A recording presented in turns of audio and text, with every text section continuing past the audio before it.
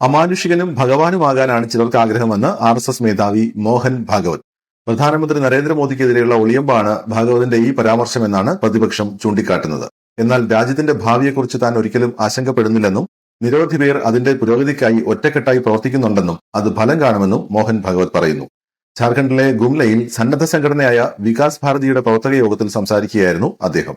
മനുഷ്യനായിട്ടും ചില ആളുകൾക്ക് മാനുഷിക ഗുണങ്ങളൊന്നും ഇല്ലെന്നും അവർ ആദ്യം അത് വളർത്തിയെടുക്കണമെന്നും ഭാഗവത് വ്യക്തമാക്കി.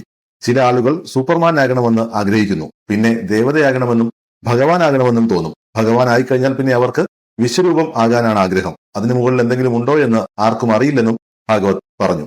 ഇന്ത്യയിലെ ജനങ്ങൾക്ക് അവരുടേതായ സ്വഭാവമുണ്ടെന്നും പലരും പേരും പ്രശസ്തിയും ആഗ്രഹിക്കാതെ രാജ്യത്തിന്റെ ക്ഷേമത്തിനായി പ്രവർത്തിക്കുന്നുണ്ടെന്നും ഭാഗവത് പറയുന്നു. നമുക്ക് വ്യത്യസ്ത ആരാധനാ രീതികളാണ്.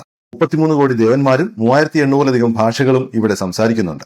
ഭക്ഷണശീലങ്ങൾ പോലും വ്യത്യസ്തമാണ്. എന്നാൽ നമ്മുടെ മനസ്സ് ഒന്നാണ്. മറ്റു രാജ്യങ്ങളിൽ ഇത് കണ്ടെത്താനാകില്ലെന്നും അദ്ദേഹം അഭിപ്രായപ്പെട്ടു.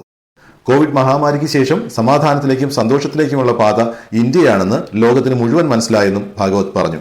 ലോക്സഭാ തെരഞ്ഞെടുപ്പിന് പിന്നാലെ BJPയും RSSും തമ്മിൽ ഭിന്നതയുണ്ടെന്ന ആരോപണം ശക്തമായി നിൽക്കുന്നതിനിടെയാണ് പുതിയ വാക്പോര്.